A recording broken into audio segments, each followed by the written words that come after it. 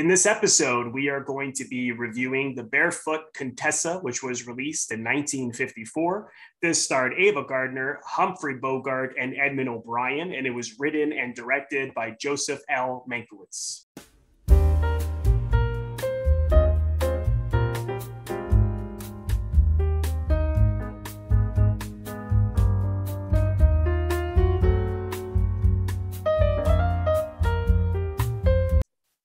Welcome to Robert Bellissimo at the Movies. This is a podcast which explores cinema from all over the world.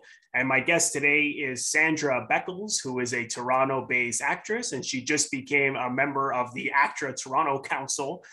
For those of you who don't know, perhaps are not familiar with ACTRA, that is our film, television, and commercial union here in Toronto. So I'm excited to have her on. Sandra, welcome. Thanks for doing this. Thank you very much for inviting me. I'm really looking forward to this. No, me too, because as I was saying earlier, the interesting perspective here is that neither you or I saw this before talking about it today. And often the films I pick, I've either seen, or at least I know the guest has seen.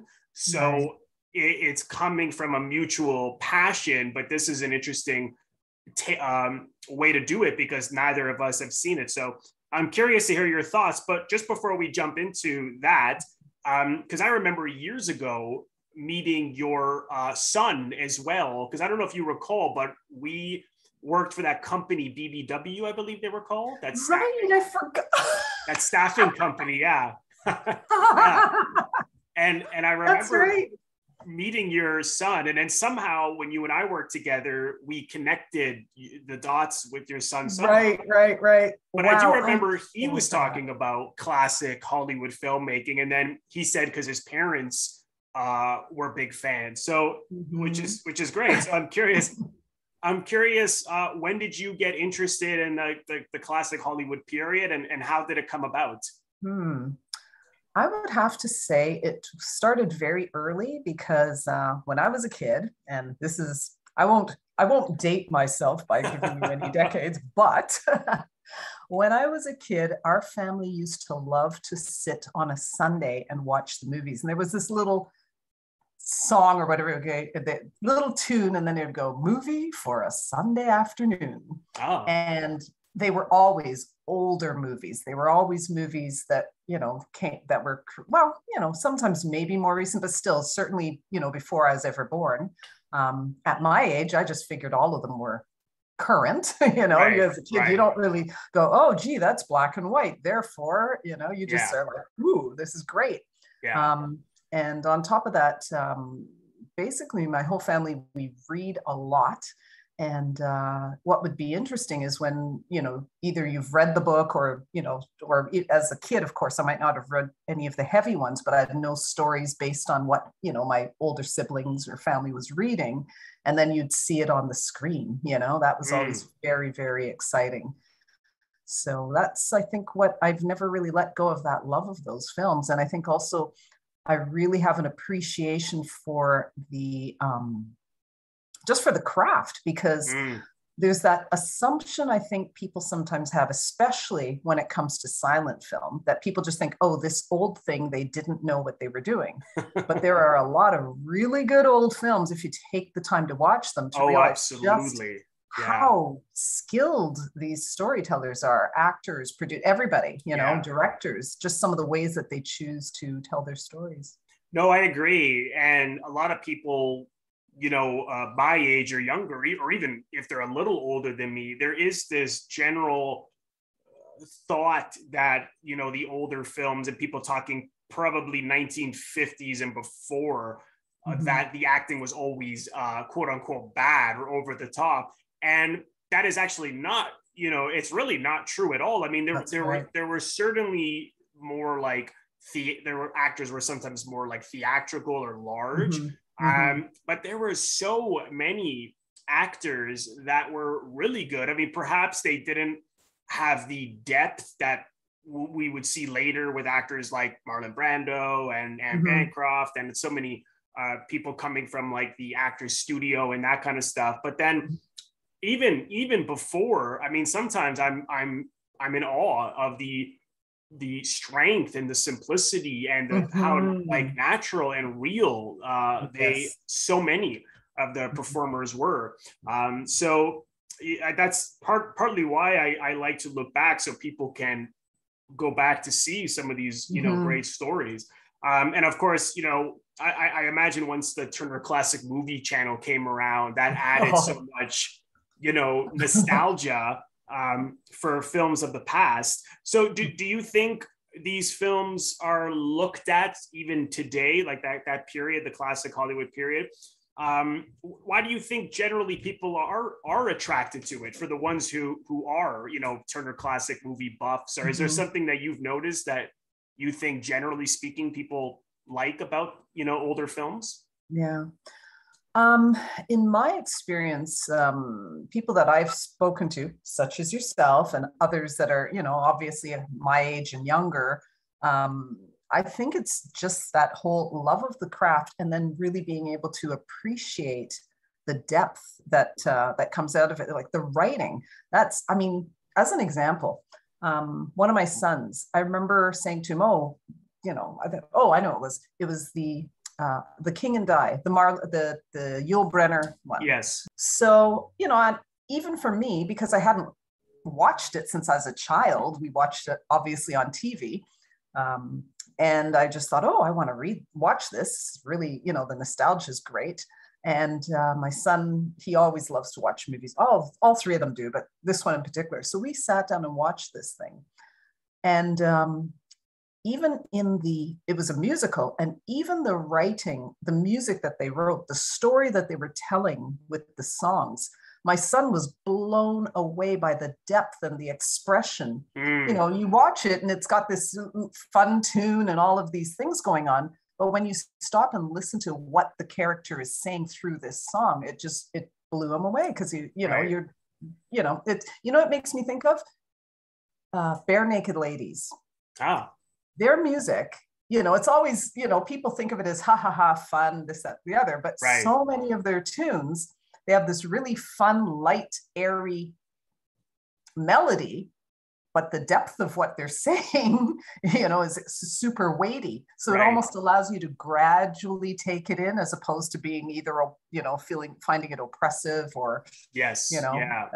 yeah, yeah. So, Yeah, that's a good point, because it's certainly they, you know, you look at someone like Billy Wilder, or even in like something like Ace in the Hole, which is a very dark story, which is still so relevant in terms of, you know, that the media is something that should be questioned, you know, sometimes. And he still finds a way to have this balance of humor and drama mixing together, which mhm. um you know, we have so many movies nowadays and so many TV shows and web series, so it's kind of hard to keep up, in a sense that, you know, how our stories just sort of either drama or comedy, or is there a blend? I mean, it's hard. Mhm. It'd be interesting, you know, 30-40 years from now, when they look back at this period and they start to look Mhm. at, you know, what are the films that hold up the most and why, Mhm. Mhm. um how to compare it to the past. For me, it feels as though the writers, like, I've often thought, wow, it's like this person has these writers, so many of them, it's like they have this superpower into the human soul. Yeah. That's how Right. I feel when I'm watching older movies, because, you know, there'll be times, even as much as I appreciate them, there's times when going in, I'm just going, oh, okay, I'm going to just sit back, watch this movie, be entertained, and then my breath is taken away Yeah. when they Yeah. start to, when you start to get into it, and you're going, oh my goodness, the understanding that they have of the human condition is just, Yeah. it's really something. Yeah. Yeah. And I think just being able to work within the studio, you know, which often was like a factory system, Mm-hmm. and finding ways to make them also entertaining was such a real Yes. challenge. Like even something like It's a Wonderful Life that people watch on Christmas Oh my goodness. Yeah. and is people associate with like a real love and memories of watching it with the family. And yeah, there's a lot of beauty in it, but at the same time, it's a hard story. You know, it's a guy's suicidal and he had to give up on his dreams and he's struggling economically. And but they were so good back then at on the surface, they seem like really happy stories.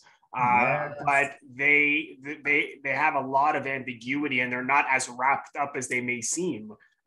You know, so I always love that about this classic Hollywood period. So and I found too that, you know, the other thing is, you know, all that you're saying, but I found that almost all of them, well, at least the ones that I really love and watch, definitely, you know, the James Stewart plethora. I mean, Mr. Smith Goes to Washington.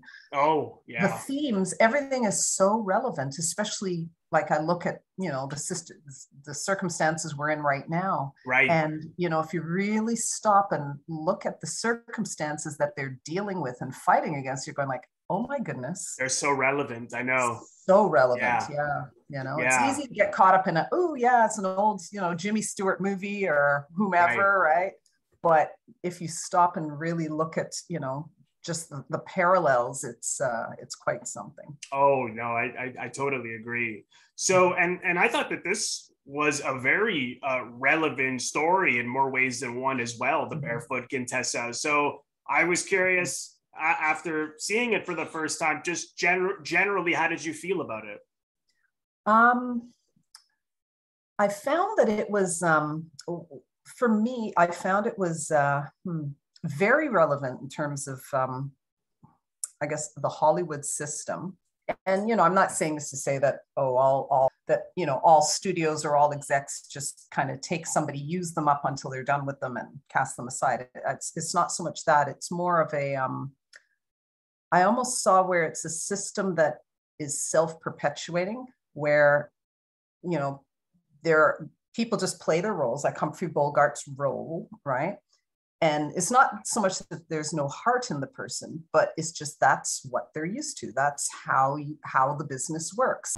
But there's also that thing where people sort of feel like, yeah, I have to be part of this. I have to participate in this. This is, you know, and they just get swept away and continue in it. So I was just like, yeah, it's very relevant in that way. And then, of course, the soul-sucking nature of that whole system, where, you know, where someone gets lost in it and without even really realizing initially, or even if they see it, it's almost like they're powerless to pull themselves away.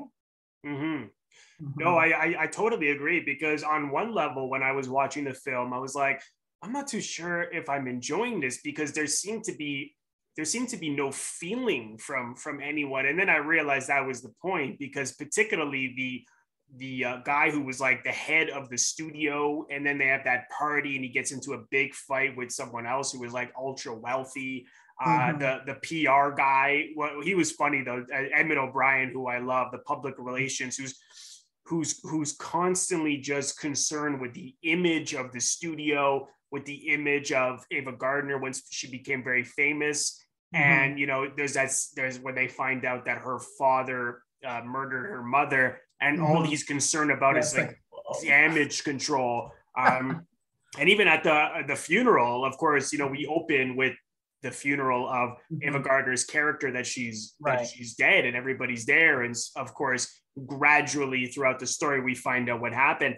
And one of the guys there is there just so he can get a photo, you know. And I just thought, oh my God. So everybody, so many of them are so hard and so just are so cold and have no feelings, because they're just so concerned with image, power, and money. And there was even this other, it was very brief scene at a party at Ava Gardner's house, where an actress came up to her who seemed like someone who used to be maybe either famous or just probably well known, and clearly jealous and tearing into her, and you must only be here because you must have slept with someone, stuff like that. And I just thought, oh my God, like, it's, you know, I mean, Mankiewicz, of course, wrote this and directed it. He also did All About Eve, which is similar themes that centers more around theater. but he certainly tapped into that, just that narcissistic, power hungry, selfish nature that not just show business breeds those kind of personalities, but many industries, just that this happens to be performers and stuff like that. So I was sort of really fascinated by that. I don't know if part of you were watching it and thinking, I don't know if I'm liking this, but then perhaps realize it was because of just these characters. I don't know how you felt about that. I think for me, and how I was watching it was in, with each character and so forth, and you're seeing these almost stereotypes.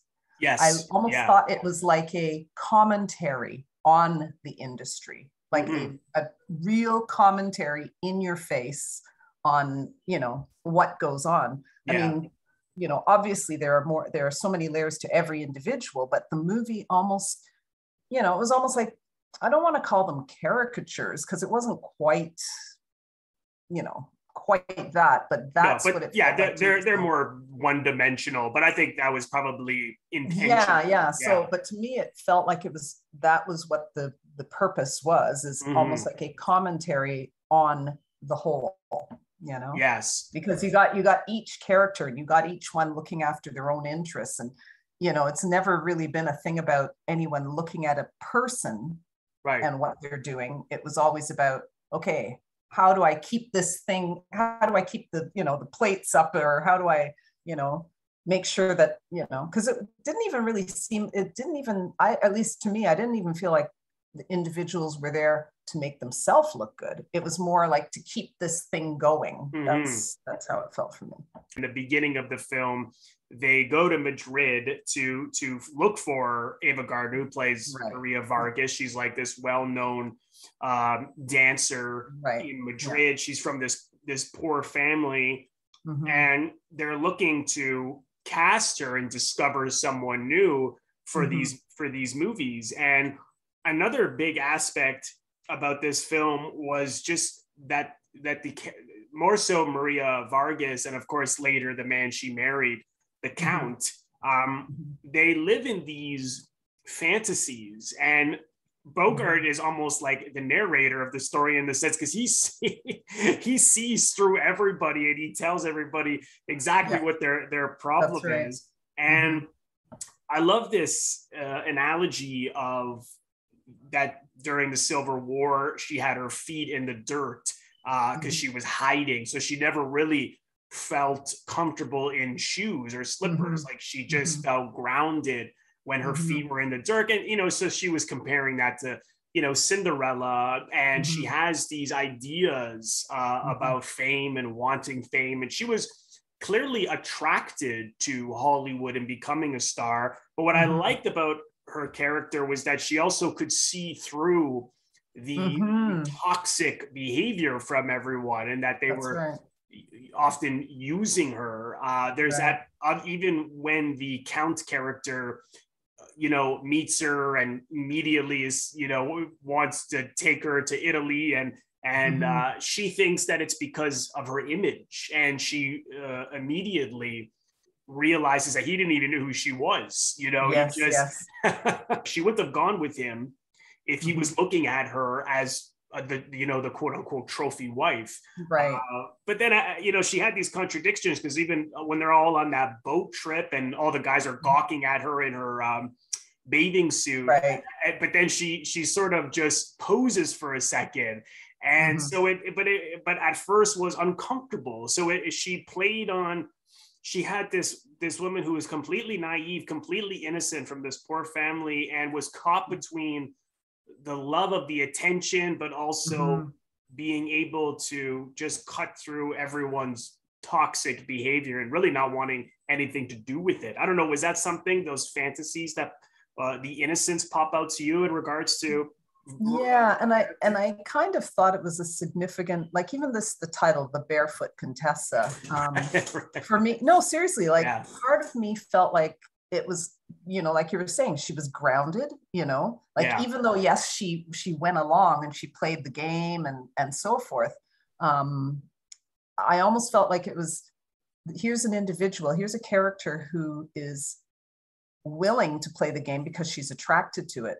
But it's Mhm. not that she lost a sense of self. You know, we so often see the story where the person is genuinely lost. Right. And her character never really was lost. It was more like, okay, I'm going to do this because I want this thing. Yes. And Yeah. that was it. So, you know, it's like the barefoot Contessa. She's still grounded, even though she's kind of getting swept in, you know? Yes. Yeah. Yeah. She had she was complex in that sense. And I know that when she married the Count, even at the wedding, Bogart says to the Count, her husband, you know, she's completely innocent. So any kind of hurt that would go her way will destroy her. And of course, on that same night, she finds out that he's impotent as a result of this some injury that he had during the war. And he's an interesting character because he has that scene with his sister where she says, you know, you don't know exactly what they're talking about until you find out at the wedding that, you know, he can't perform. And she's like, you're totally selfish. And to him, it wasn't selfish because it was so important to keep that royalty up, to let it go on so that even if it ends right now, it will end with her and she'll be like a great painting in the house. Right. All this royalty. And to him, that was truly important. And his sister even said, no one cares about that. And it's true, because that really, after the war, people, I mean, no one cared about royalty in Italy. That's right. Like they used to. But he was someone who was just hanging on. Yeah. So him and her connected on that level. And I think the fact that their innocence connected them that deeply is also ultimately what led to the destruction and, you know, murdering her at the end because of this lover she has, but she's only doing it so that she can have a baby for him. And you just think, oh my God. And again, there's Bogart, like, what are you doing? He's not going to accept this. But he he was right. I mean, he was really right in the sense that he really understood her. Even though he was a director and writer, I really saw that as a father-daughter relationship. Yes. Is that what you thought? Oh, absolutely. And it's interesting because when he first, how he related to her initially, well, I mean, obviously, you know, things will grow in one way, but I think initially when his character came in, I didn't really expect him to, use the word embrace her the way that he did, or be the father figure. I wasn't really, to be honest, I wasn't sure that he was going to be the father figure or is it Svengali?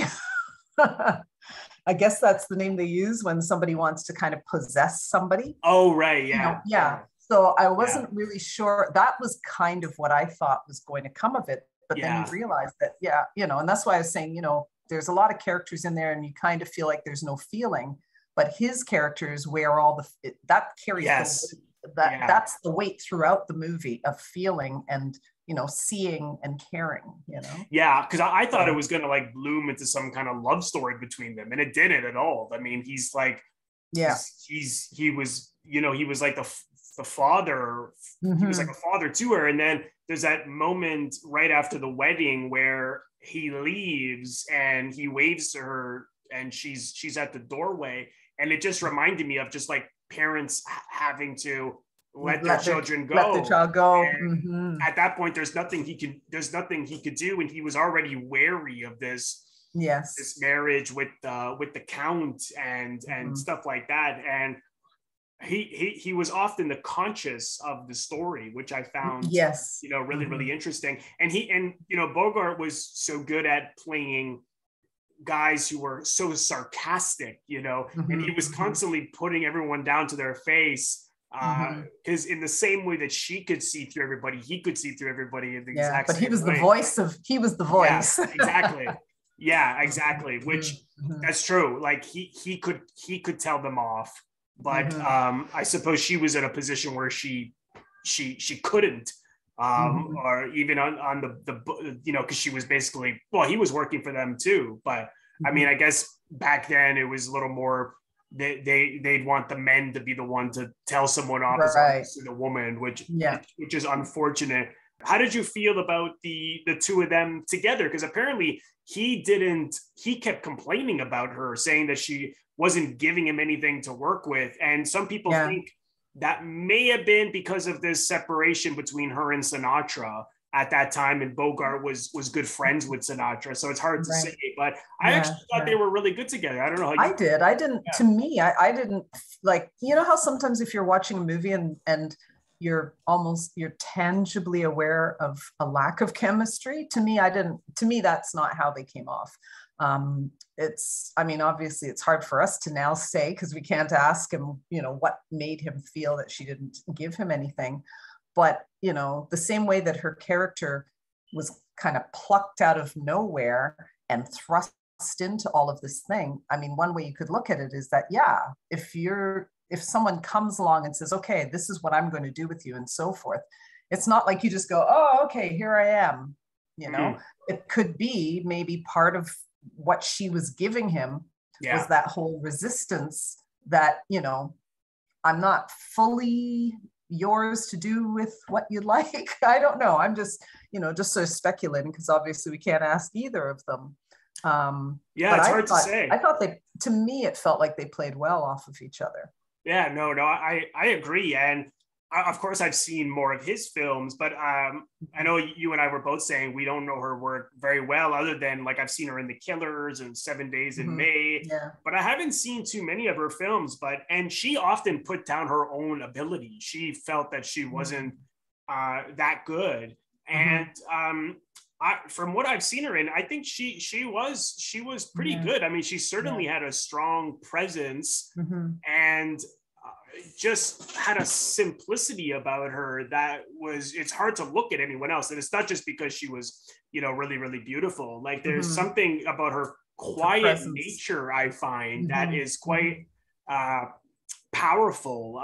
This one in particular, I even like the fact that she was really always connected to people who were like dancers or gypsies. Like you see that one scene where she's dancing in the park. Like, could you imagine now, like an A-list actor, you know, on Instagram, they caught like Jennifer Lawrence dancing with a bunch of like hippies or something. Right. Like, it would never happen. There's that one moment where she throws money out to some guy, and he seemed like, you know, a lover of hers, but, you know, someone who was not within like the Hollywood circle. Right. So I, you know, it wasn't like it was much was said about it. It was just showing those sequences, throwing the money out, the dance. So it made for a really rich character. The only thing I did not like was when she died, the way in which it's not that it's the actor's fault, it was the way it was written, the way Bogart and even the Count reacted. There was just nothing. Like it was just like there was no shock. I mean, maybe the nothingness was just not knowing what to say, but almost like it was an intentional, you're saying, in the writing, like to actually not show any degree of I don't want to say no degree of emotion, but because I mean, even just the lack of response, I guess, could be. It just didn't sit well with me. It was like he went and he just came out with their bodies, like, oh, well, the lover's dead, and now and Bogart just mentions like the Cinderella story that she, you know, he's like, how do you say Cinderella in Spanish? I just thought it just didn't sit well with me. I don't know how you felt about it. Yeah. It just seemed very, very artificial to me. Yeah, I think, well, I guess, like, as I said, from the top, how the characters were already kind of a picture of various, I guess, elements. For me, you know, obviously I didn't think it was great, but at the same time, it didn't jar me, because it almost felt like it was more of the same, where you're just showing that you're showing the system. Is what I'm saying.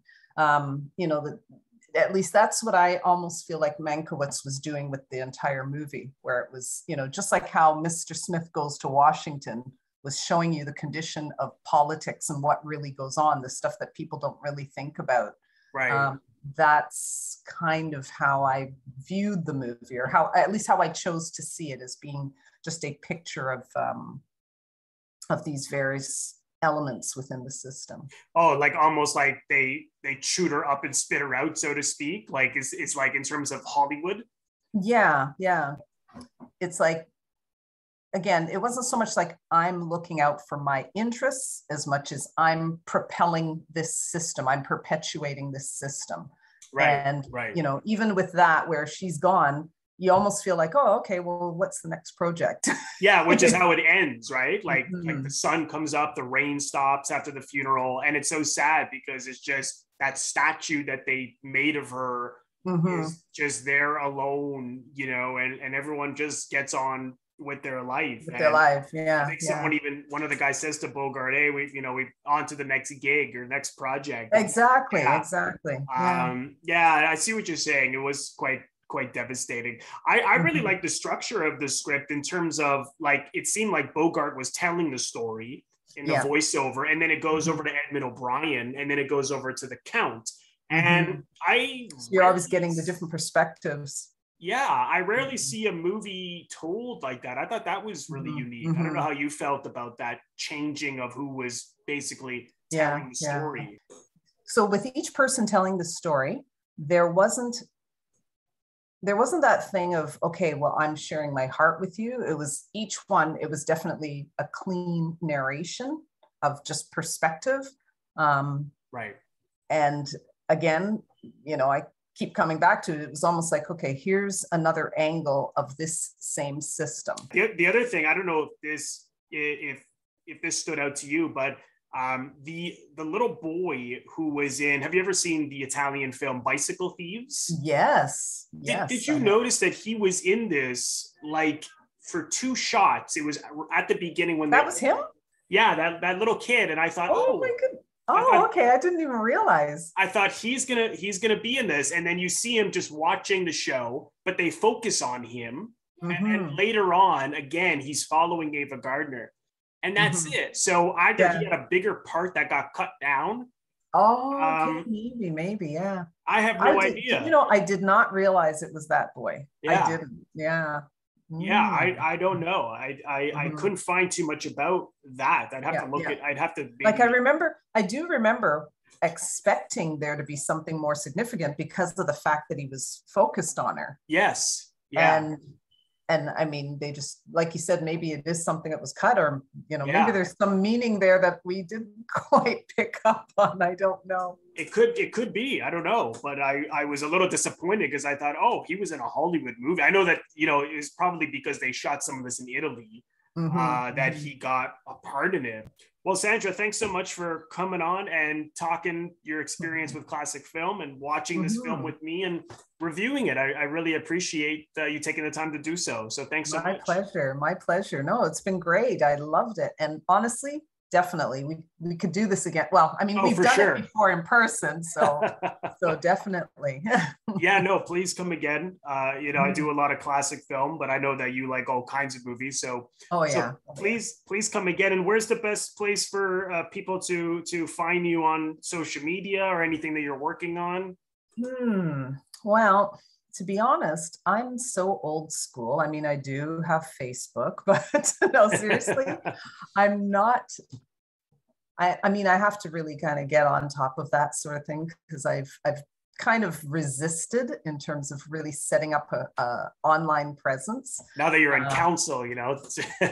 You know, I know. Well, now I'm going to have my, you know, council email address, so you'll definitely find me on ACTRA Toronto. On their website. So certainly if people have things that they want to, you know, discuss or ask me to recommend to the council, they'll certainly, you know, if you go to the ACTRA website, they have us all listed with our email address. So I am, you know, I can be contacted in that way. Yeah, that's about it. Okay, great.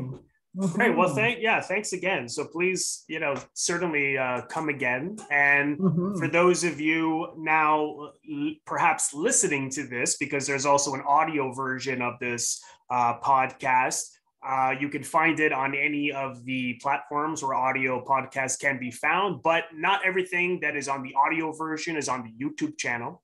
So if you're only listening to this now, head over to the YouTube channel because there's plenty more. I also have a Patreon membership where there's all kinds of bonus content. So you can become a member. The link is in the description box below. It's patreon.com/Robert Bellissimo at the movies. And if this is your first time on my YouTube channel, please consider subscribing. Just press the Robert Bellissimo at the movies logo. You'll see it floating above my head here to your top left. You'll see it in just a second. Just click on that and then click the bell in order to get a notification every time I release a new video or when I go live. Sandra, thanks again. My pleasure. We will see everyone in the next episode.